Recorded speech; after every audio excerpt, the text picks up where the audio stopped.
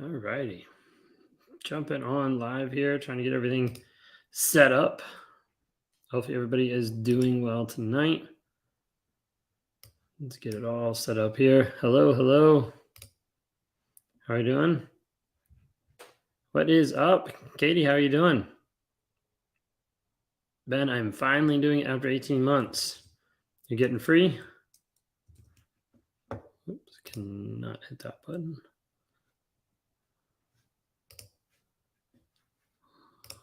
Change that. Sorry, 1 second. Let me fix that. There you go. Hello, hello. Sandra, how are you doing? Sarah, how are you doing? Awesome, awesome. It's good to see everybody. Trying to get everything set up. We've been adjusting some of the stuff that we've been doing and how we've been doing it. And so that's why it's been a little interesting recently. So we're trying to get stuff, that's the wrong window. Trying to get stuff rolling the way it's supposed to be. Let's see. Here we go. And close out this window. So last week we were on and we were trying to get everything situated and going, and the computer kept crashing. So we're hoping that that doesn't happen today. Hopefully everything will go just fine. But I'm trying to get the last one set up here, and then we'll be ready to rock and roll. So feel free to drop any questions that you guys have into the chat. We're talking about narcissism, narcissistic abuse. If you guys are new here, my name is Ben Taylor. I'm a self-aware narcissist on this channel to provide awareness, growth, healing, and change. So we're super excited to be back on. It has been a while since we've done a live. It has been a good while. And so we're trying to get back into the swing of things. So Ben, finally free for anyone watching. It takes you a long period to go into contact, but it is possible. That is awesome. I am so glad and I'm so encouraged to be able to hear that, because it is hard. It's very hard to be able to get free. Absolutely, 100%. All right, let me get this last one up and rolling here. So I throw in the comments, where are you guys from? I'm curious to see where are you guys from? How is everybody doing tonight, starting off? So we're going to be bringing back Friday Night Fire. So we used to have Thursday night lives, and started to realize some people would be saying oh, you're bringing the fire, everything like that. So I was like, okay, well, we're going to start doing it. We're going to start doing it on Friday nights, because I dropped the poll. I think it was on Instagram a while ago, and people were like, oh, we want to do Friday nights instead. So I was like, all right, we can do Friday nights. And so here we are, Friday night. So super excited to be able to be here. And there we go. Let's get the last one up and rolling here. I'll mute it out, able to go. So I put it up on a screen. That way I can actually see y'all's comments. Because otherwise it gets a little crazy. And if you guys are tuning in tonight, we're normally on, when everything is running correctly, we're normally on all platforms. So right now, just to give you an idea, we're streaming on TikTok, Instagram, Facebook, YouTube, and Twitter, and all under Raw Motivation. So if you guys don't know how to be able to follow, Raw Motivation's absolutely everywhere. So we got people writing in Ocean Springs, Vancouver, awesome. Where are we at? Eastern Washington, New York, Texas, Denmark. What time is it where you are? It's 8:17 p.m. here. New York, Illinois, Macon, England, living in Florida. Awesome. Welcome to the Sunshine State. How to deal? Oh, Hawaii. Sorry, I'll come back to that. Las Vegas.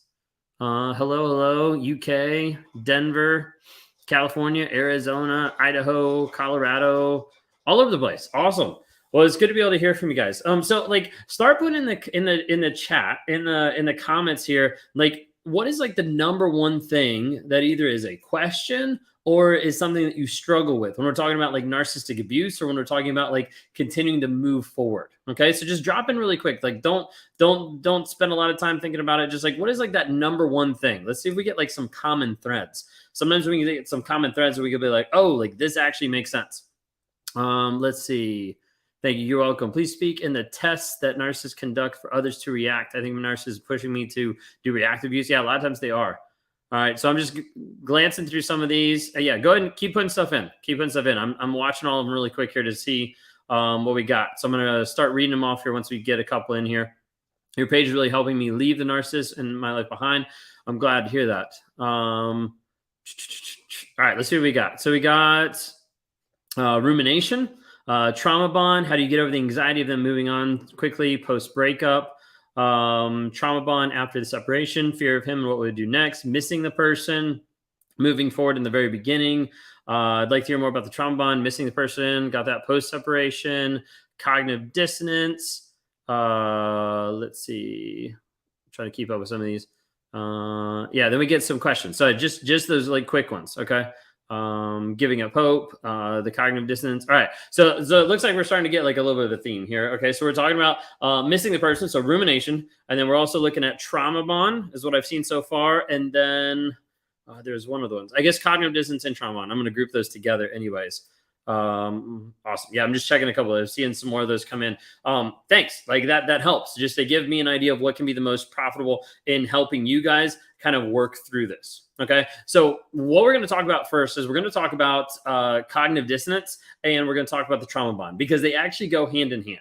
So I want you to think of the concept of the trauma bond itself is fed or kept alive by this idea of intermittent reinforcement. Think of it as like as you'd see something on like a wave meter or like a graph, like up, down, like the waves that come in, like up, down, up, down. That's the intermittent reinforcement.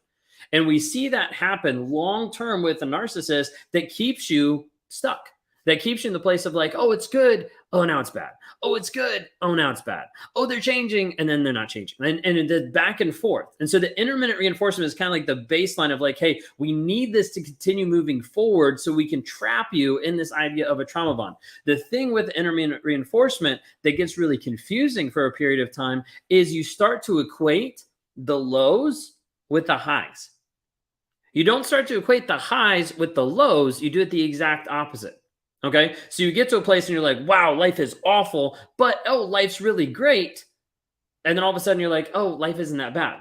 Okay. So the intermittent, can't say it, the intermittent reinforcement is the thing that like gets you to a place of like, wait a second, like this is continuing forward. What's going on? Like, are they actually changing? Are they not? Are they getting better? Are they not? Like that kind of like up and down piece. Okay. So that's the intermittent reinforcement. Think of that. That's the trauma bond, like sustainer. Like that's the trauma bond's gas. Think of it that way. Like that's what keeps it going like long term. Like it's not something where you have someone who treats you like awful and you're like, oh, well, I'm not going to be around that person. No, they treat you awful and then they treat you great and then they treat you awful and then they treat you great. Okay. So that's just baseline trauma bond. We're talking about intermittent reinforcement. That's the gas that keeps trauma bond going. And then we need to bring in this aspect of hope and potential. And then also this aspect of cognitive dissonance. Okay. When we're talking about hope and potential, it's the idea that I hope this person is going to get better. I hope this person is going to get fixed. I hope this person is going to get aware. I hope this person is going to change. I hope all these different things. I see the potential that they had. I see the potential that we had as a couple. Like I'm all looking connected. Like I want this back. So the hope and potential, it locks you into the possibility of something happening, but not the reality that nothing is. And so when you're dealing with this, it's the thought of like, maybe this will happen. Maybe there's a change. And you get locked into this idea that a lot of times is very similar to addiction models of addicts that get so excited for the high. But when the high is actually there, it's not as exciting as the anticipation before they actually get to it. That possibility is more exciting than it actually happening because it doesn't happen. It's just that idea of like, oh, this is going to happen. And it breeds almost like this addiction aspect. All right. So we've got the trauma bond. We've got the trauma bond with the intermittent reinforcement. That's the gas that keeps it going. And then we have the hope and potential. That's the piece that's like supporting it. Okay. That's the piece that's supporting the trauma bond saying like, nope, this is actually here. Okay. The other piece that you guys have put in here that I want to touch on is the idea of cognitive dissonance. Cognitive dissonance, there's a whole many different things. Inside of the NARC app, we actually had one of the months when Carrie McAvoy came on the NARC app and she spoke and did a fantastic job just talking through cognitive dissonance, explaining it, all this kind of stuff. When we think about cognitive dissonance, I want you to think of first and foremost on the very base level, it's the idea of having two opposing thoughts, holding two opposing thoughts at the same time. Now, this could be as simple as going to a store and be like, do I buy this sweater or do I buy this sweater? Like, do I purchase this or do I purchase this? And then it gets elevated to the next level of like, wait a second, I'm getting close to having no money left to pay my rent. And there's this amazing deal that's at half price that I really like. And, there's that cognitive dissonance of like, oh, which one do I choose? It's that like in between. It's almost like that limbo land of like, which do I choose? I'm not sure which I should actually do. When you get this in a narcissistic relationship, you're stuck in between 2 points of like, do I believe their words? Or do I believe their actions?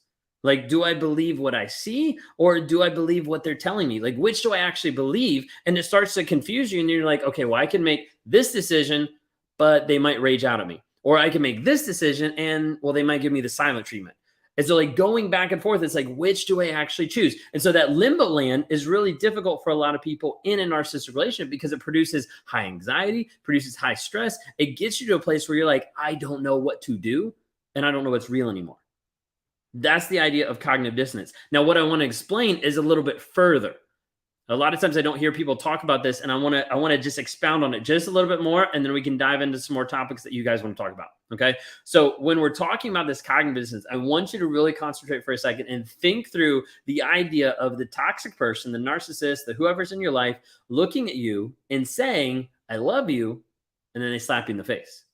I love you, and then they slap you in the face. I love you, and then they slap you in the face over and over and over again. And this is what's happening mentally, emotionally, sometimes physically in the relationship that you're in.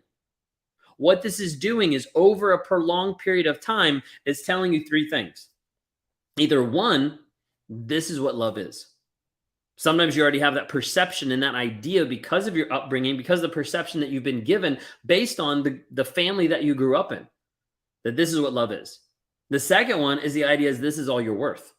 So like you can go find love with someone else, but it's never going to get better than this. It's only going to be this good. That's the idea of like that continual back and forth. I love you, then slap you in the face. The third one is the idea that this is the price you have to pay to be able to get to the love. This is the toll. You have to go through this. You have to pay this price to get to what you want. Maybe if I continue going through this, I'll eventually get to this spot where they get it. They figure it out. It's a good relationship, marriage, whatever it is. So when we're talking about the trauma bond, we're talking about the intermittent reinforcement that it is a gas that keeps that car going. We're talking about the hope and potential. Let's say they're the tires that keep that car on the road. And then we're also talking about the cognitive dissonance that locks it in cruise control, saying this is going to happen no matter what. That's that aspect of the trauma bond. Any questions about trauma bond when we're talking through this? Just as a shameless plug of like stuff that's actually coming out inside the Clarity Challenge, we go into that in depth. We're actually coming out with another course that's going to be released by the end of January because I'm like pushing our team on it a lot. But it's going to be released by the end of January. That's going to be 7 days. It's going to be like a fifth of the price of the Clarity Challenge. And it's also going to be 7 days to give you an idea of like what's actually going on and like how much it can actually help. And the cool thing is like, it's different than some of the stuff in the Clarity Challenge. It's going to be kind of like the precursor to it, but it like is opening up. And I talk through different aspects that I don't even talk through in the Clarity Challenge of trying to help answer some of the hard questions that people struggle with. Am I the narcissist? Am I at fault? Like reactive abuse, all those different pieces there. Okay. Trauma bond, trauma bond, trauma bond. How do you break the trauma bond? Okay. So I'll give you the short answer. Okay. Number one, it's not time. Number two, it's not knowledge. Number three, it's not space. You can see how a lot of advice out there doesn't work. Like, oh, you'll get over it. Just give it time. Time heals all wounds, all that kind of stuff. That's a bunch of BS. Okay. At the end of the day, the people that actually heal their trauma bonds and glow up like in a crazy amount, like glow up a ton and continue moving forward are the ones that actually learn how to get super real with themselves and to be able to acknowledge the stories that they believe. Now, stories are a fancy and a nice way of saying what lies do you believe. So I want you to think of a concept. I don't have anything here to be able to show you. I want you to think of a concept of the narcissist holding a rope. Okay. And so I'm the narcissist. Okay. So like holding the rope, and I take the rope and I take it and I put it over you and I pull back. So I got both ends of the rope. One is going around you and is coming back to my other hand. And I'm pulling back. I'm pulling you back to me. Okay. This narcissistic Hoover idea. Okay. But the idea is like you're stuck inside this trauma bond. Inside this one rope is a lie. Is a lie that I've told you, is a lie that you believe because of stuff that I've put out there, whatever it might be. You're not good enough. Nobody's going to love you. Who's going to want to date a single mom? Like whatever it might be. Like this is going around and it's locking you in. That's just one of them. Times multiple stories, multiple years, and you've got thousands of ropes around you that the narcissist is pulling you back. Each one of those is a lie that typically you believe. a lie that alters your reality, and a lie that makes you think, I can't get out because of X, Y, and Z. I can't move on because of X, Y, and Z. Everybody's story different. Everybody has thousands of them. Once you're able to acknowledge, one, that you have stories, and two, to be able to get to the truth of what is real and what is false in the story that you're believing, that's when you start breaking free. We have a whole system that we teach in Raw Motivations of going through the process of helping people understand, hey, what is the trigger that you have? What's the emotions that are coming out of it? How are you feeling about it? And what does that actually reveal? What's the thought? What's the story that you're believing? And then from there, we're able to dive under that and say, okay, let's compare that to the facts. And then what is actually true?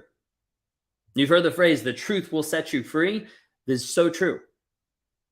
But how we look at it is the truth is the same thing as the facts. Okay, once you understand the facts, that is what realigns the story that you believe and helps you rewire your mindset. That's the only way I see people get free of the trauma bond, is they end up rewiring their mindset, whether that's through a systematic process like we have inside of Warrior with the smaller challenge, with the clarity challenge, like a systematic process, or whether it's like they get to a place where they're like, I'm done. This is something that I'm like not going to tolerate anymore. And they change the mindset. They change the concept. Because until you can actually come to terms and like view the truth of that person, you're always like stuck. Does the trauma bond ever really go away? Yes. I've got lots of people that I've worked with that it has completely gone away and they are free. That's the amazing part. And I'm not just talking to people that have been with a narcissist for like 2 months. Time does not matter. I've got a really awesome client that she's been doing a really fantastic job glowing up. And we're talking, I think it's 36 years of being with a narcissistic psychopath, sociopath, and like she's getting free mentally and emotionally, first off. Okay. All right. There we go. So yeah, yes, so I do one-on-ones. So I meet with people all across the globe every single day, actually trying to be able to help them get clarity and to start putting into practice how to find that clarity, how to find truth. We also have the Clarity Challenge. You can access it claritychallenge.net. That runs every month, where you join a group of survivors actually going through that. We also have a second thing that's going to be coming out end of the month. We're still like punting the name around. We haven't like locked it in, but the course is like 85% written. The videos are half shot. I shot like 3 days worth of videos just for that new course that's coming out here soon too. But yeah, Brittany, I heard it too. And I did it twice. I just couldn't fix it. And it was just, yeah, it's a friend's moment. And I was thinking like Joey when I went through that. All right. So anyways, people are telling me that I've done a 360 and I look and act like old me from 30 years ago is back. That's awesome. Like gaining you back. I was feeling guilty for leaving, but when she wanted to leave, I was like, thank God. Absolutely. Is it only for spouses? No, not at all. We got people that are going through that. It's not geared towards spouses. It talks about it on both sides, really. It's not just like one-sided. Do you know any narcissists that have been able to change? Really the ones that I know that have like changed behaviors is myself and Lee Hammock. There's a couple others that I know of or know a little bit about, but not like a ton. A lot of times when you see it, it's just superficial. Okay. It's been a while. Trauma bonds have been really hard, but you can do it. Finally breaking free. Absolutely. How are you so knowledgeable about narcissism? Because I am a narcissist. Why does a narcissistic ex hide a new supply? Try to hoover when checking on kids, just moved in together. A lot of times I hide it to be able to save face, whether that's publicly or whether that's just in their own head. Okay, so that's a big part of it. All right. Ben, why do you think there's more negativity towards NPD online than BPD, even though they are both cluster B personality disorders? My BPDX had co-occurring, I think. So part of it, so I'll just be really real with you right now, Katrina. Part of it is whenever you post negative stuff about BPD, then half the people that identify with some BPD traits come for your life.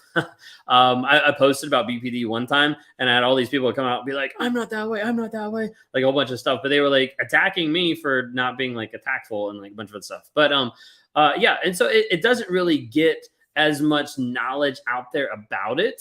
There's a lot of different What's up, nameless narcissist? I saw you sneak in right at that time. It's like throwing me off.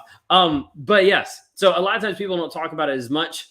Sometimes when people are looking at that, they're like, oh, that's just narcissism, and they just group it all together. But there's a lot of differences between the two. But yeah.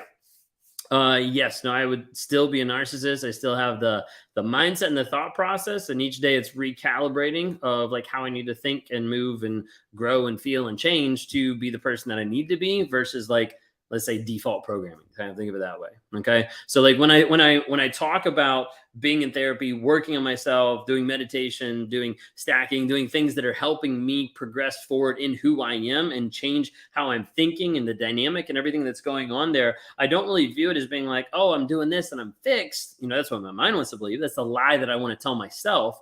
But when it ends up coming down to it, it's more or less like I'm going to the gym every day and I'm building reps.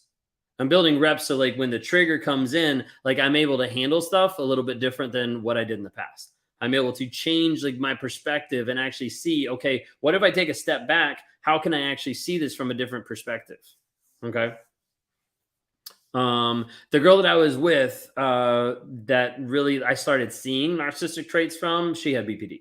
So she was borderline personality, with a little bit of narcissistic traits. And, you know, she was the one that after the affair came out and everything, you know, sat across my wife and looked at her straight in the face. And she was like, I know what I did. And, I'm not sorry. And I would have done it again. So, I mean, and I've talked to a couple people with BPD that when I've told some of my story about it, they were like, yeah, no, that's exactly what I would have said or what I would have done. And I have a couple other. Now, are all of them that way? No, I'm not saying all of them are that way. But yes, there is a toxic strain of BPD that a lot of times does have a very vindictive side a lot of times. You know, you screw them over and they'll sleep with everybody else around you. But you never know. Anyways, what else we got? What do we both have narcissistic traits? Well, then what is your resolve to actually make sure that that's not being abusive and helping other people? Okay. Because at the end of the day, however you identify, if you have traits, if you don't have traits, whatever it might be, what are you doing today to be able to show up better than you were yesterday? How are you willing to actually grow, change, heal, and develop so that you can continue to move forward in your healing and to help other people? Okay. I owned up to what I did. Awesome. That's good to hear.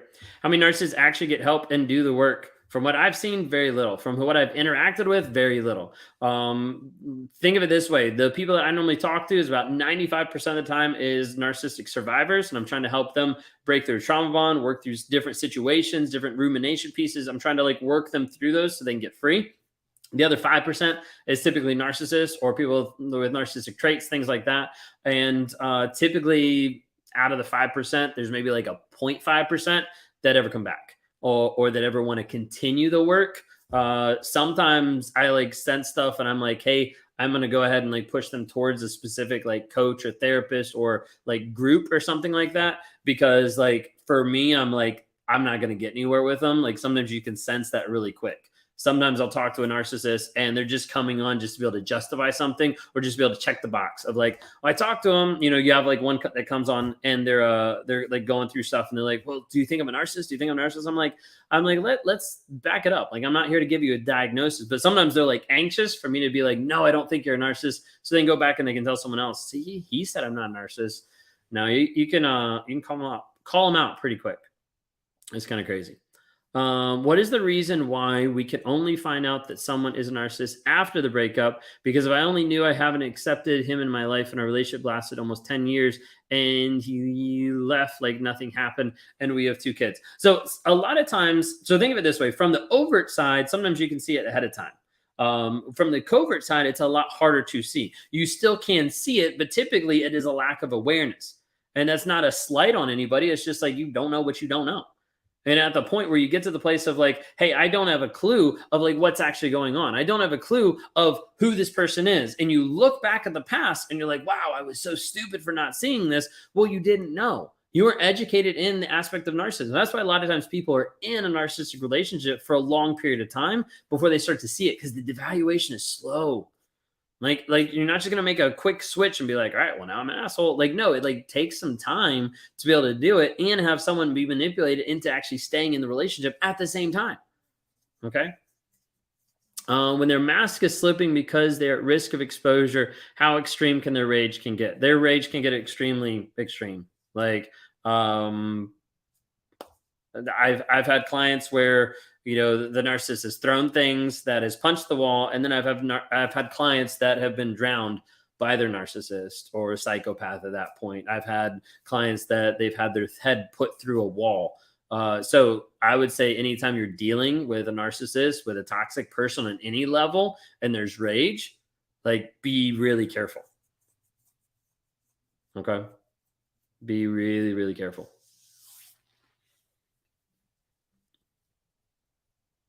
Your wife is strong. I'm from Brooklyn. I would have lunged at her. Yeah, on that comment. Yeah. When did you finally decide? How or why did you decide to get better? Like what switch? So it's a long process. It wasn't like a quick like, oh, I figured it out. I'm gonna get better. Like it was like a slow process of realizing like this is what I'm struggling with. This is what's actually like wrong inside of me. It wasn't like I just all of a sudden figured it out like instantly. Okay. What's up? Abuse is abuse. She's in the house. If you guys don't follow on any of the platforms, you can follow Bree. Her handle is Abuse is Abuse. She's got a lot of good content about there with narcissistic parents, her from the mom side. What was the first thing to tip you off to NPD? Are you talking about like my NPD, or are you talking about like when I'm talking to a narcissist or like couples coaching? I was saying something and I saw that pop up, so I'm not sure which you meant with that. It's so hard to walk away. Yeah, no, it's hard to walk away because of the story that you're telling yourself. Like it's not as both of you. Okay, so it's not as hard to walk away when you're like, oh, this person is abusive and toxic, and you like see it, acknowledge it, and you feel it inside. But typically, those things are incongruent. It's like, okay, I know logically that this person is bad for me, but I still want to be with them. I still want to interact with them. I still want to hug them, kiss them, all those kind of things. And that's the trauma bond. That's the thing that's like still keeping you stuck. Okay. When I'm interacting, so couples coaching is like, I don't know, that fills my like conflict void. Let me put it that way. Because when I do couples coaching, like I probably like cuss the most in couples coaching, because like if I see it, I just like attack it. So like what tips me off the most in like NPD and couples coaching, typically number one is like active gaslighting in front of my face. The second one is typically lying in the conversation. It's awesome. Like I'm just like, you just lied to me. Like it's great. It's great. And then the third one a lot of times is demeanor, expression, eye contact, and like the smirk.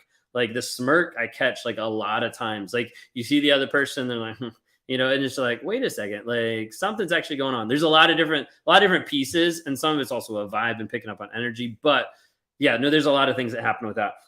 For me, the first ever exposure I ever had to anything narcissism related was my wife telling me about Lee Hammock.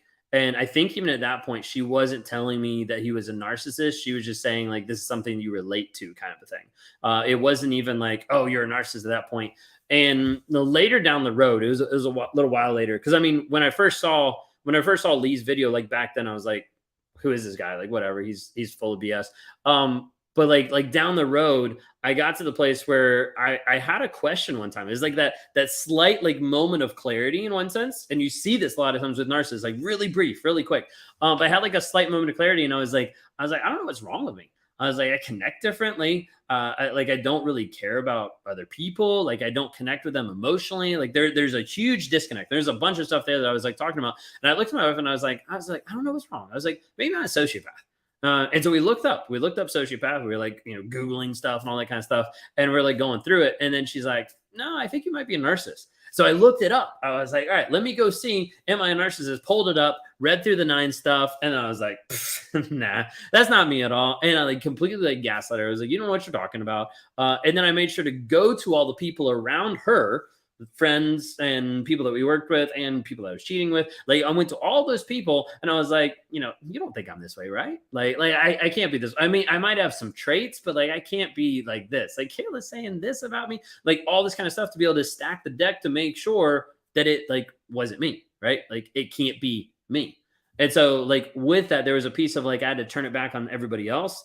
But there's also a piece of it that there's a little bit of awareness there. Like there's something underneath the topic as I looked into it more. because I'm going to look into it more. So I have that knowledge. Knowledge is power. That's what I'm trying to do. So I look into it more. And then also being with a girl who had BPD and narcissistic traits, I started to see that stuff reflected at me. And it wasn't just bouncing off of me, like it was coming from her. And I was like, this is different. So there's a lot of different things. Okay. Yeah, brief awareness. So like I have times where I feel like I would say it this way. I have NPD, borderline, not really. Don't really pull from that. Sociopath, not really. I can think and I can put myself in the place a lot of times of a sociopath. Like I can think through, okay, this is what would happen. And in the narcissistic mindset, it makes logical sense of like how a person gets to a place of physical violence or physical abuse and like all this stuff. It's like, okay, yeah, you have to rewire it this way. You have to rewrite history and it makes sense this way. So I can put myself in those places to try to be able to understand and like work through things. I don't stay there, obviously. But that kind of thing. What certifications do you have for identifying NPD? Let's see, 34 years of living it. But besides that, everything that I work with is trying to help people break free of their trauma bond. And a lot of times being able to do that is identifying NPD. And so not just the research, the stuff that I've done, the almost 3 years of therapy that I've been in, but then working with clients nonstop to try to help them break free of that trauma bond and seeing all these different things that keep matching up, keep having these traits. And I'm able, a lot of times I'd be talking to someone on a one-on-one and they go so far in the conversation, I can finish the conversation for them because I know exactly what's going to happen. I know exactly like, well, they did this or they said this. And they're like, oh yeah, how did you know? And I'm like, because I think the same way. Okay. All right, so let's go ahead and do it again because we haven't done it in a little bit though. Like throw in some more comments, just like quick, like one word thing. Like if you had like one thing you want to talk about, or if you were able to leave this conversation with one thing that you were like, I got clarity in this one area, what would it be? Someone said hello. Okay, hello. That helps. If that helps you get clarity. No, I'm serious. Like one thing. Like if you're gonna put something in there, what would be one thing that you're like, hey, this is what I need to be able to like lock this in, figure this out. Okay. Put it in there. What do we got? Equal disgust and empathy, rejecting Hoovers and what happens. Lizzie, I do have a really good video. Well, I think it's good, but I'm a narcissist, so don't take my word for it. I have a good video that's on YouTube that actually talks about the narcissist, like when they get rejected and like different like stages. It's kind of cool. I tried to like break it down a little bit different. All right. Let me see. Rejecting Hoovers, addiction, new supply, no contact, new supply, cognitive dissonance, rewind the tape. No, I'm just kidding. New supply, isolation, admit. What we got? Clarity in their thinking, cognitive dissonance, staying in no contact. Okay. All right. So we're going to do new supply. And then we're also going to do, what was the other? No contact. Yeah. We'll do those two right now. Okay. So new supply, big question. Does the new supply get it better? Okay. We dive into this a lot more inside the Clarity Challenge at claritychallenge.net. Just FYI, it's out there for your consumption, for you to be able to process and go through. But the new supply, do they get it better? A lot of times people want to ask that question because they're concerned, like I might be missing out. Like they've been toxic and they've been abusive to me, but they might be better to the next person. What's actually going on? So a lot of times you have to understand that a narcissist modifies and changes their mask depending on the person that they're around. If I'm around someone who likes a certain thing, like, we'll make it easy. If I'm around someone who loves going to the movies, I'm like, oh my gosh, I love going to the movies too.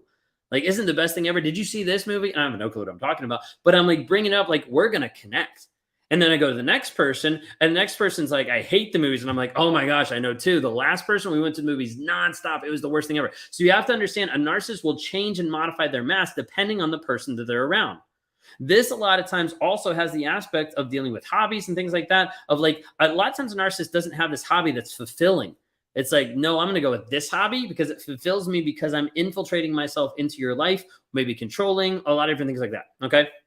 So lose my train. Okay. So new supply. So when we're pulling it back to the new supply, you have to remember they change how they're looking. They change that dynamic based on the person that they're around. It's a new mask. Someone once said, like, they take Lego bricks from each person that they've been with and add them and modify the mask that they're actually there to the other person. Okay. Now, what is happening when they go to the next person is you don't see behind closed doors. A lot of times people are like, but it looks so good. And you have to remember at the beginning of your relationship with a narcissist, odds are 9 times out of 10, it looks so good to everyone else too. You have to understand that switch that's actually happening there behind closed doors. And so what you see a lot of times is you only see the good part. That's because what you're seeing in the moment is you're on the outside looking in, seeing the love bombing, seeing the triangulation, seeing the isolation, and putting things in place to keep that person locked in place. Okay? So the new supply is going to look like it's going to get better. Now, there's a thing that actually happens here that you start to notice and you start to realize that makes you feel crazy. And that's the piece of like, wait a second, they're doing everything that I wanted them to do. You're like, how is this possible? Okay. The first thing you need to understand, and this is like a game changer if you can get this in the full concept. Okay. The first thing you need to understand is when they do everything for the next person, everything to a T, like to a T of exactly what you wanted, that means when they were in your relationship with you, they knew.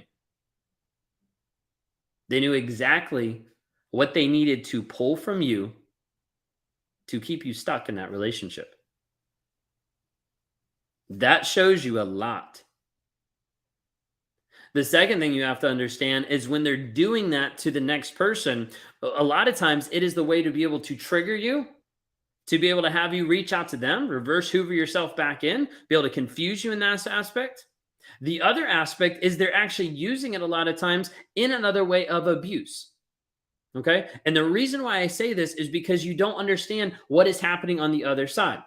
I've used this as illustration before. Hopefully this makes sense. Let's say you loved going to the beach. You always wanted to go to the beach. And the nurse is like, I hate the beach. I don't want to go to the beach. And you never got to go to the beach. So there's always something that was like dangling in front of you of like, I want to go to the beach. And they're like, I'm never going to go to the beach. Okay. They go to the next supply. And then you turn around, they're always at the beach. Well, the thing that you might not realize is that next supply might hate the beach. And all they want to do is go to the mountains. You see what I mean? So sometimes it is like a win-win for the narcissist. It's like, hey, I can trigger this person from my past by doing what they wanted, and I can also hold something back from the next person of what they want as well. Like it works in tandem a lot of times. Okay. Now I'm seeing a lot of comments right now about triangulation. Okay. There's a couple different aspects about triangulation. I'm going to try to explain it without like botching it or like confusing everybody with it. Okay. Triangulation is the idea. Like think of it as a triangle. Okay. And you have one person up here that is either controlling communication to the other people or pitting people against each other. Okay. And this would be like the idea, like you're already mad and upset about a friend of a friend and you don't even know them. Like you don't even have like enough judgment to be able to say like, okay, they're a bad person or anything like that. All it is like, oh, like I'm upset about this, that kind of thing. Okay. Hopefully that makes sense. So like the idea of triangulation can be like really difficult for people to understand. And like a big piece of that triangulation is like getting to the place and like understanding like, hey, it's typically this aspect of like trying to pit you against another person, of trying to like control you in different ways. And so a lot of times the triangulation piece will be along the lines of like, hey, like, did you see this? Did you see this? Also, the other aspect of triangulation is also think of it in a gambling session. Okay. Think of it like this of a person who's going to up the ante. Like, hey, let's try to make it like really practical. I'll make it like simplistic, but like really practical. Okay. We've got two people. Okay. So I've got two people here. And I go to the first person and I hold their hand. Okay. And I go to the second person. They're like, no, I don't want physical contact. And I'm like, well, yeah, but like, you know, the other person, they held my hand. And they're like, oh, okay, well, I'll hold your hand. And then you go back and forth. So it's like that of like, they'll keep like up in the ante. Okay. Hopefully that makes sense. Okay. But that's not like trying to give like the best example to try to be like, this is how it works. If you want to meet with me one-on-one, you can go to my website, rawmotivations.com. You can click on one-on-ones. Would love to be able to talk to you, try to be able to help you. What I do, give you like a quick pitch of what I do is really in 3 buckets. I try to help people first break free of the trauma bond, get through the limbo land of rumination and the addiction of like, let me detox from this person. And I help people figure out who they are and set boundaries. That's also what we do in an extended format inside the 45-day Clarity Challenge. You can access at claritychallenge.net. Feel free to be able to check that out or be able to sign up for the next group that goes through coming up next month. Would love to be able to have you in that. But that's what I do as far as like one-on-ones as we do inside the Clarity Challenge. And we have a new course that's going to be coming out by the end of the month. That's going to be like a 7 day or like a week long thing that you can do in precursor to clarity challenge, a couple other things as well. Okay. Let's see what we got. Feel like I'm being compared to someone else, though he said there's no one else. Yeah, no, that's a huge part of it for sure. Um, I don't know if women are narcissists really exist or not because they always say that it's men. No, there are women out there that are narcissists. A lot of times they get automatically grouped in the category of like BPD. Okay, so that's like a big piece of it. Okay. The challenge is a lifesaver. Awesome. I can't tell whether your username who you are that's in it, but I'm glad that you're in it. Ben, seriously, thank you for explaining the way a cluster B's mind works. It's so difficult to understand otherwise. You're exposing yourself for us, the victims are valuable. Awesome. I'm glad to hear that. Both supplies knew of each other and are being told lies by narcissists, which becomes a contest. Yes, absolutely. That's a perfect way to be able to describe it. You described it better than I did. Okay, then. So to the new supply, what the narcissist does to them that you wanted shows they know what they could have done to make you happy. Noted. Yeah, absolutely. Can a narcissist only can settle with another narcissist since both knows how to play the game the same? No, there's some narcissists that get together. I don't think they really last. Okay. But yeah, where we at? What makes them flip the switch on you? A lot of times it's the idea of like object relations, which is like black and white thinking. You're either all good or you're all bad. So like you held me accountable. So like, how dare you betray me like that? Therefore, you're dead to me. Okay, like it flips that easy. Do narcissists know others are narcissists? A lot do, I would say. A lot do, and either migrate towards because like it's the same type of personality. They flock together in one sense, or sometimes they steer clear of like, I know this person and I know like there's this toxicity or this energy. So I'm gonna focus on my stuff so I don't get called out or yelled at. Like there's different things like that. Okay. Internet dating is a perfect tool for a narcissist. Yeah, I would say so, but there's a lot of people that they meet in person that get stuck with a narcissist anyways. I have BPD and my husband's a narcissist. That sounds like a fun dynamic. Hope y'all are doing okay. Do they ever believe you love them? Why are they so insecure? A lot of that is because they're hiding from guilt and shame and they're trying to be able to hide it with the mask that they're actually putting up there.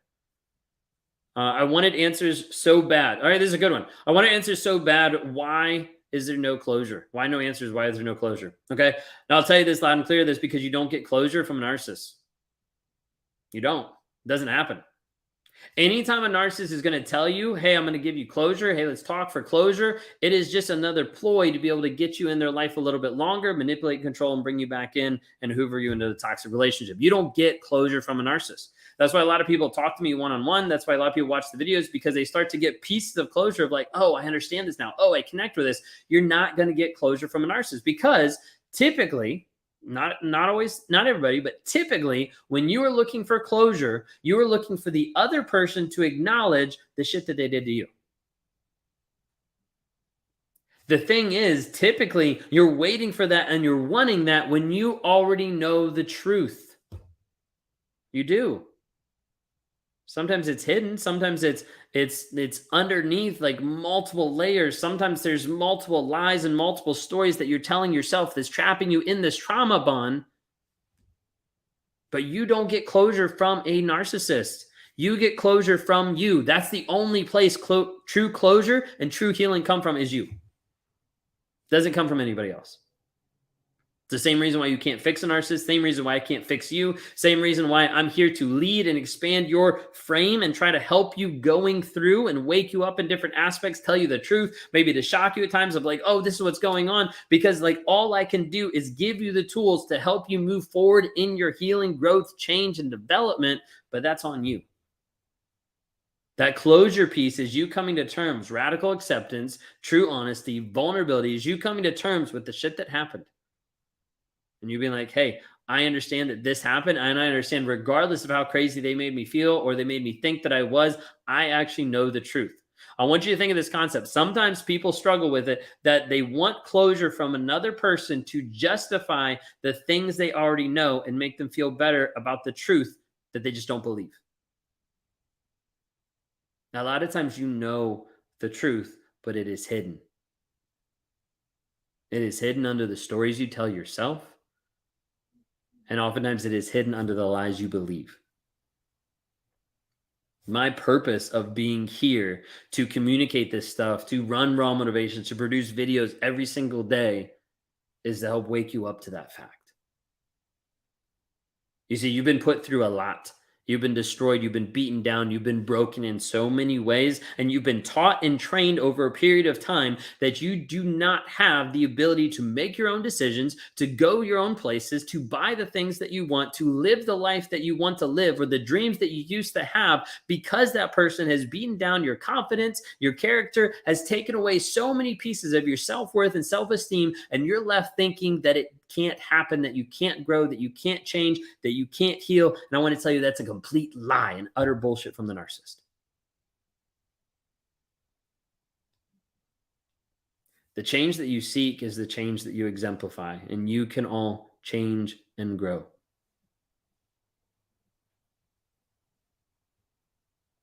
I don't say that because I'm holding on to a pipe dream. And I don't say that because I'm like believing, oh, this might happen. I'm saying it because I've walked with the people who have gone through this shit, because I know from the other side, because I have put people through this shit. You need to understand this. And I've walked with people through the fire with this, and they are free. They're free from the trauma bond. They're moving forward. They're growing. They're glowing up.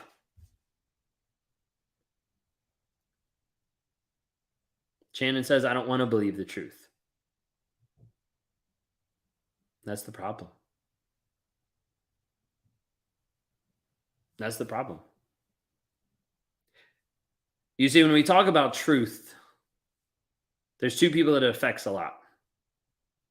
One's the narcissist, and one's you. The difference is the narcissist is running away from the truth because it exposes their guilt and shame. And a lot of times the survivors are running away from the truth because it exposes hurt and pain.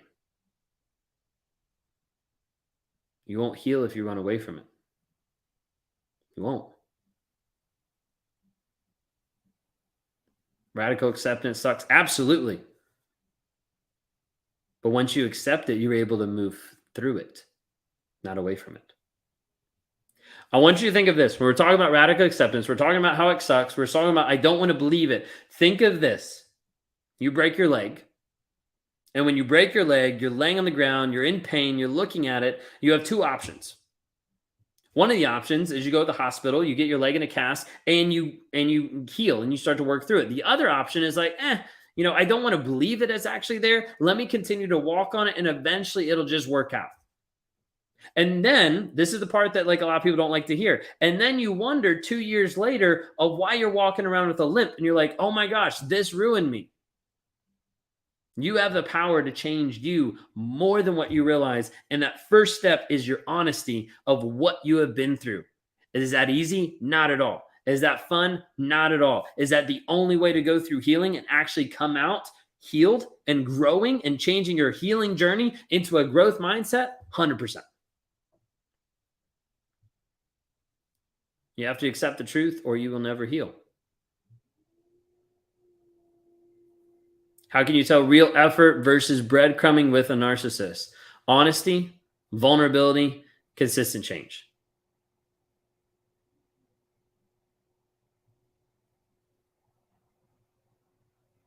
Take back your power. Absolutely. That's one of the taglines we have in the Clarity Challenge.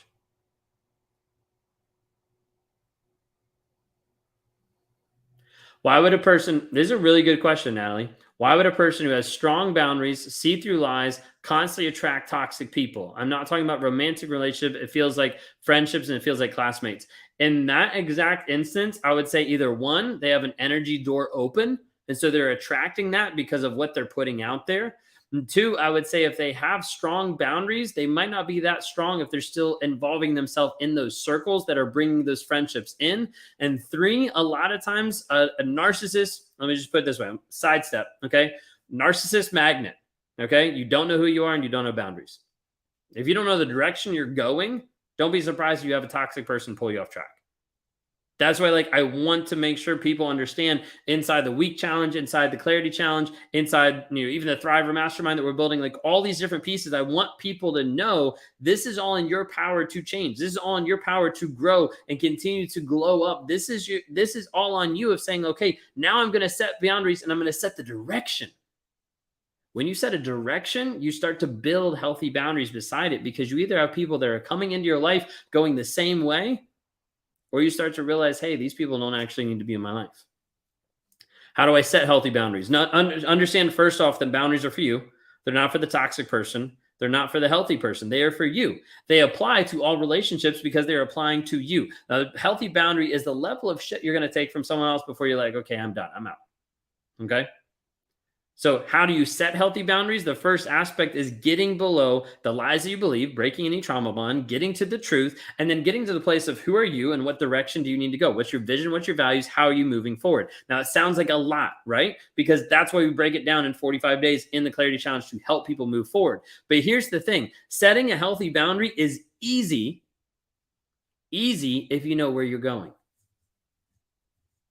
You see, if you know that you're driving from the West Coast to the East Coast, you don't really get sidetracked with someone who wants you to go north, because you're like, that's not my end destination. That's not the journey that I signed up for. That's not the way I want to go. That's not how I want to live my life. But when you're just on a road trip, it's really easy for someone to distract you and take you any direction if you're not locked into who you are and where you're actually going. That's why I would say the only narcissistic magnet that's consistent that I've seen that's consistent out there is someone who doesn't know who they are, and as a result doesn't have healthy boundaries, doesn't have any boundaries. Okay.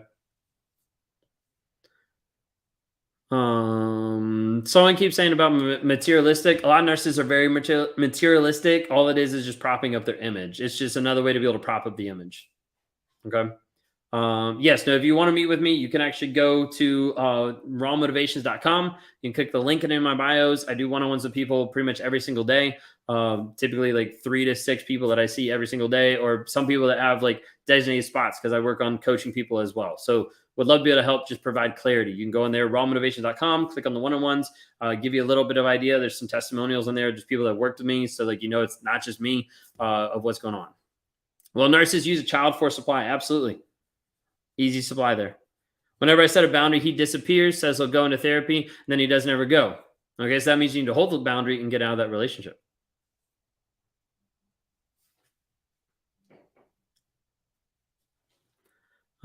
He has so many friends. Everyone thought he was the best. I also felt no one would believe he was abusive. I kept the secret for years. Yeah, that's the play of getting into a place where it feels so amazing. You tell everybody it's so amazing, then they slightly pull back, and then they pull back completely, and you're left holding the bag of like, okay, well, I can't tell anybody now because I've already said this.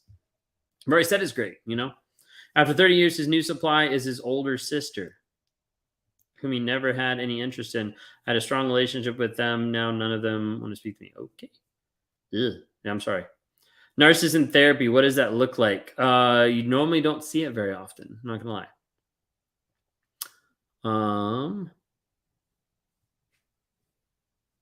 So hard to walk away, but yes, I need to go too. How to get out of the trauma bond. I've gone through a little bit here on this live, so you can always watch this on YouTube. But also I've got several videos on YouTube that specifically walk through trauma bond. It's not the same as like working with me one-on-one, but it does give you some of the bullet points of like, hey, this is the steps. One of the first things is getting to the place of like, what is the truth? That's why we produce the journal. The journal's out there. Here it is. That's why like the journal's out there, From Fantasy to Reality. Like that's a big seller right now of like people understanding like, hey, like we're actually trying to find the truth. It's got over 100 questions inside there trying to help you find clarity of like what is actually going on. A journal for dealing with the aftermath of toxicity. Okay, of like what's actually happening. You can get that, links in the bio. You can get a digital copy through my link. Couple things like that. We're changing some stuff around. We're trying to switch publishers so we can actually get it to people easier, faster, and cheaper. So we're looking through a bunch of different options with that too. Trying to figure out how we can get it in people's hands faster. But yeah.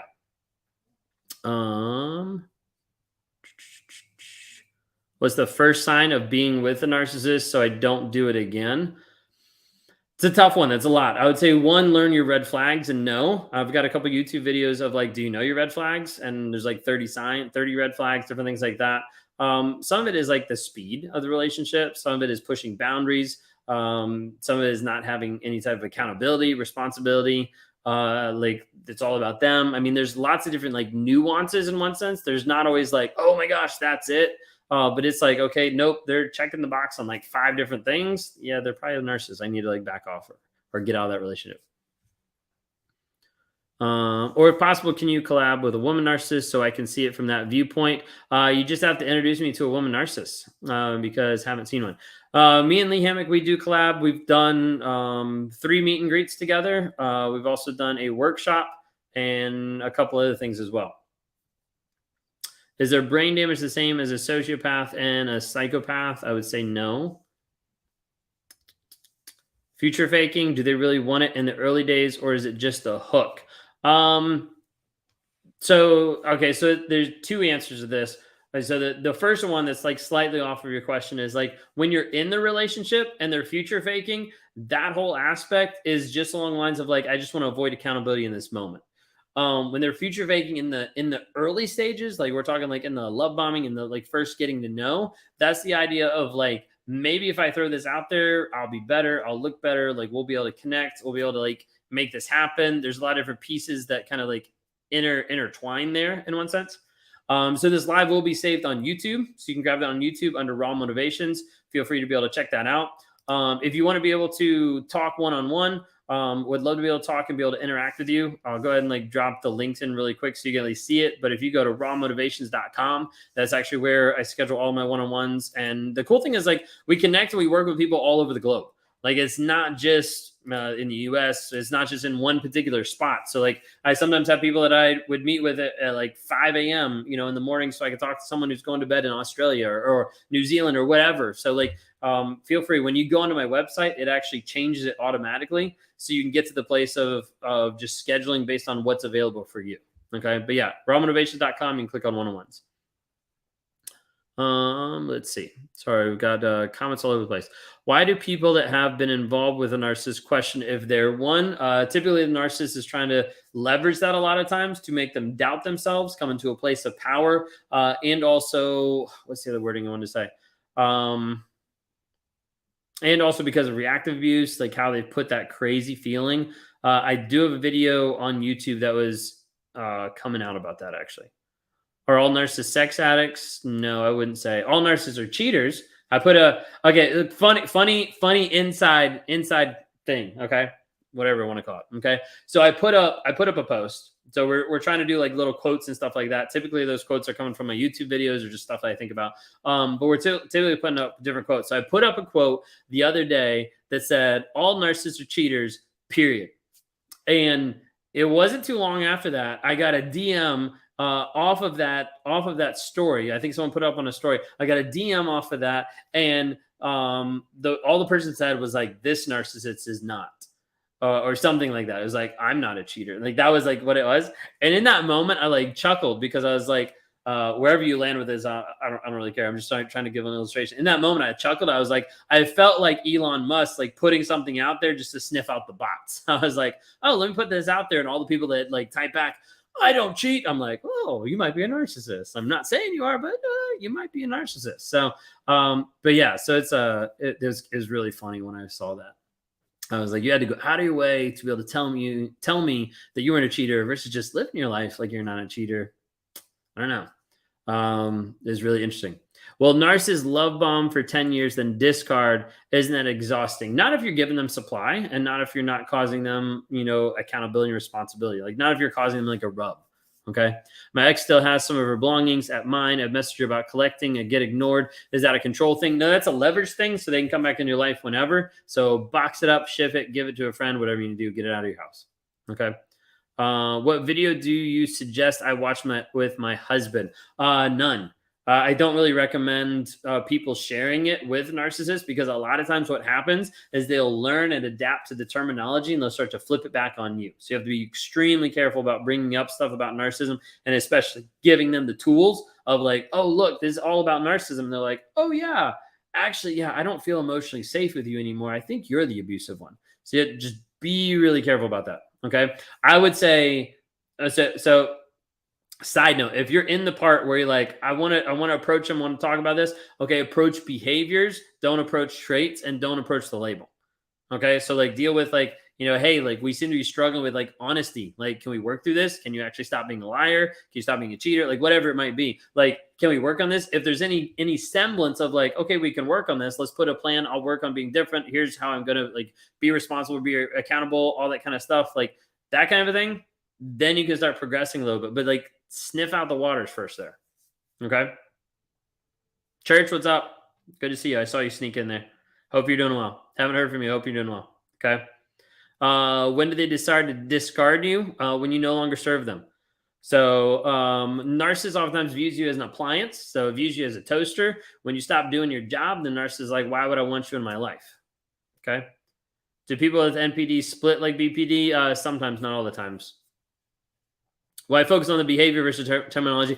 For that specific question, I was answering someone specifically to their situation where they wanted to talk to the narcissist, which I typically don't recommend at all. But to answer the question specifically, like if they're going to actually talk to that person about something, I would say go after the actual like behaviors, not the traits and not the terminology. Because when you do, a lot of times narcissists will take that, flip it around back on you, or will do their own research and then come back to you being like, yeah, you're the abusive one. They'll flip it all back on you.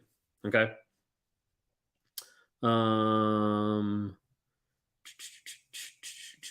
I don't know how to do no contact with kids. He ends up reeling back into my life by being sweet. So understand that that is him reeling you back. Like him being sweet isn't a reality. Like that's not happening. What he's doing is he's making sure to be able to leverage the kids to be back in your life. He's hoovering you back with the kids. No contact with the kids is using third-party app, third-party drop-offs, is getting to the place, and there's lots of people that are doing it. There's more and more people that are learning how to do it, of getting to the place where they're 100% no contact.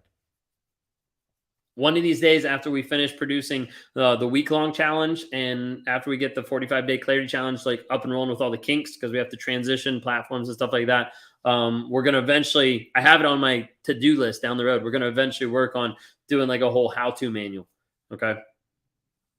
Do they hoover old supply when they are bored with new supply? Yeah, a lot of times.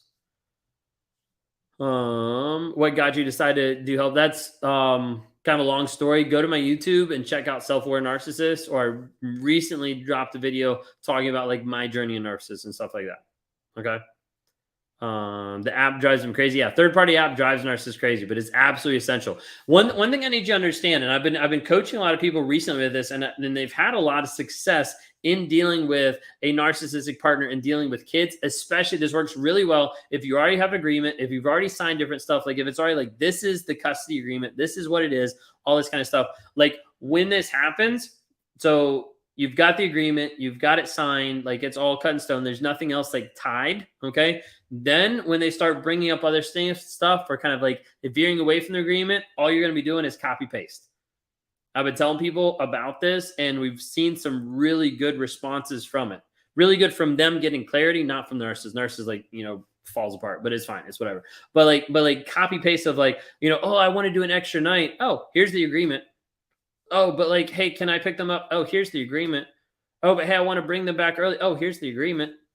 Just simple copy paste of like, you adhere to this. And what it does is over a period of time, either the person starts to get through their head, oh, maybe I shouldn't approach it this way, or they get to the place of like, I no longer want to approach it this way because I'll always get the same response. One of the reasons why a narcissist keeps pressing your buttons is because they keep getting different responses.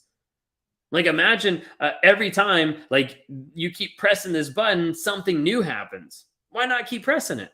Again, I don't say that to be like funny, but I say that to just be like reality of like, when you keep giving the narcissist a different response, don't expect them to stop. But when you keep giving them the same response, and this is talking about habits of like, this is going to consistently be no matter what, I'm going to respond the same way. It's like, this isn't happening anymore. Okay. Katie, I need these third-party apps because otherwise it goes to my daughter and it's not fair to her. Yeah, no, absolutely. Couple people throw in the chat different apps. I know there's people on here that have third-party apps. I know one would be Talking Parents. Man, I don't have my list anymore. When we moved, it got all lost in all the shuffle. But there's several other ones. Our Family Wizard, yes, absolutely. That one's a good one as well. There's some things. Did you say women are not narcissists? No, I didn't say that. Where did you ever hear that? But no, I did not say women are not narcissists. But yeah, throw in the chat. Throw in the chat if you use a third party app to help with communication with a narcissist. I don't remember my whole list. Our Family Wizard. I think it's like We Parent. There's a couple other ones out there, but yeah. If I see any more, I'll call it out because we're on 5 different platforms. So if I see it out, then Our Family Wizard is the best. Okay. So yeah, if I see any more, I'll throw it out there for you. Okay. I don't have that in a list of different things. Push and pull cycle is a nightmare. You never know if you're coming or going. Absolutely. It's part of the trauma bond, reactive abuse, and working through the shame afterwards. Yeah. And understanding, I was actually just recording earlier today the lesson, the 3rd day lesson of our week challenge that's going to be coming out here by the end of January that was talking about reactive abuse. And I'm like writing stuff down and like walking people through, and I write out reactive and then I circle the active and I draw an arrow in front of the re. And I'm like, see what's actually happening? Like we focus so much on the reaction and we no longer focus on the action that actually happened before the reaction that caused it. So like the reactive abuse is crazy, but you have to understand like where it's actually coming from. Okay. Mine keeps religiously shaming me that I don't want to go to couples counseling before divorce. If you've been involved in abuse, then they're not even religiously shaming you. They're just shaming you because they're full of BS and they don't have a clue about religion, much less God or anything else.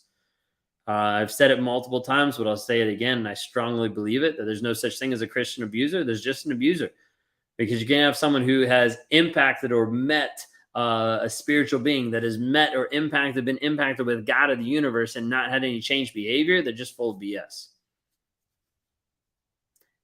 Is there a time frame to heal a trauma bond? There is not.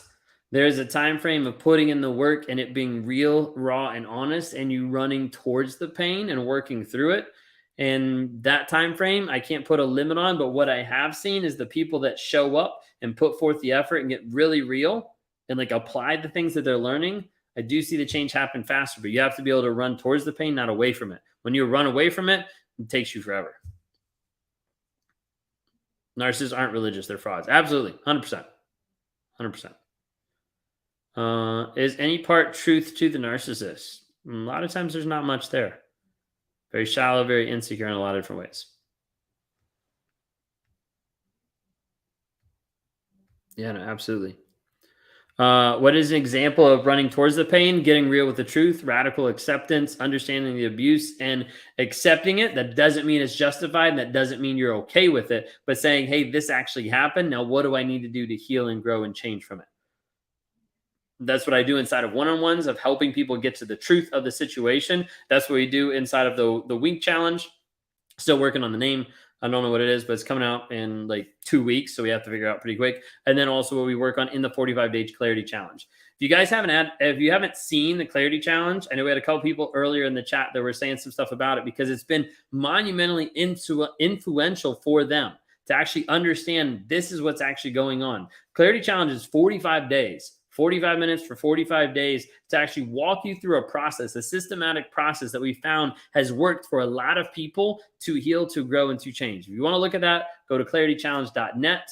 If you would like to interact with me, or if you'd like to talk through a couple things, get some clarity in the confusion of all the crazy making that they put you through, I'd love to be able to talk to you as well. I meet with people every single day.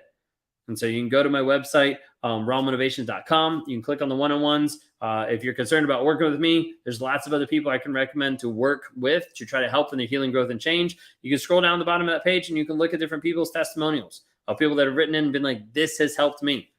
One of the people that I worked with just recently, like they came, it was at the end of like one of our sessions. They were just like, I'm so thankful for being able to work with you and be able to have you provide a different perspective that my therapist never had. She was like, over this past year, she had spent over $10,000 in therapy. And she was like, I learned more working with you over like a 2-month period and like having like the mindset rewired than I did with all that. And I'm not saying like toot my own horn. I'm saying like, hey, work with me to be able to see, does this work out? Do you like it? Does it work for you? But I see a lot of people that we see glowing up and thriving because they're getting free faster than a lot of other people. I'm not claiming, hey, I can get you healed fast, because you have to put in the work. It's not up to me. but I can give you the framework, I can give you the tools, and I can give you the step-by-step instructions of this is what you have to process to be able to get healed and to turn that healing journey into a growth mindset. This is why Raw Motivations is slowly transforming and developing. Because one of the things here, I'll give you a little tidbit before we jump off here. One of the things here is, it's backwards on some videos, isn't it? Oh, yeah, okay. It's fine. Some is backwards, some is not. Awareness, growth, healing, and change. The new one that's going to get added here is actually development. All of these are going to be the 5 stages that we believe as Raw Motivations that we're going to try to strive to walk people through in their healing, their growth, their change, and their development to be happy, healthy, healed, and whole. And so with going through this, I'll give you a quick snippet. Nobody's heard about this on anything, really. Just my team. Okay. I know I'm like letting the cat out of my bag. Okay. But the idea of like awareness, that's what we're putting out there. That's like these journals. That's like the videos we're putting out. The growth piece is growth piece is people that are getting involved in the NARC app. I cannot talk. I'm trying to wind down. I can't talk. The growth piece is people getting involved in the NARC app. narcapp.com, NARCAPP, narcapp.com. That is a great place for people to be able to build community. You need that community to help with that baseline, so you're supported going through.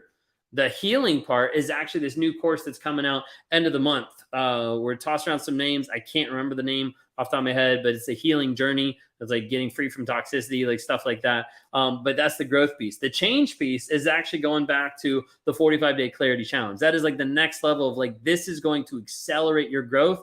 And then the last one that's not there yet because it's brand new that we're developing is development. And that's going to be the Thriver Mastermind that we're going to be launching hopefully by Q2 of 2023, because we're super excited to be able to take people that are no longer in the trauma bond and that are broken free. And then like, what do I do now?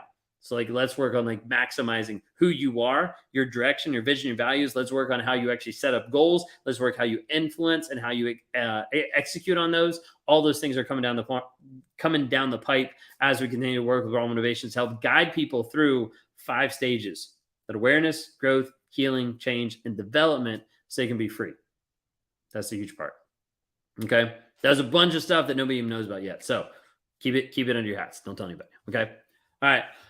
Love you all. Hope you all have a great and wonderful day. We're going to try to be back here. Actually, I don't know what platform I'm going live on.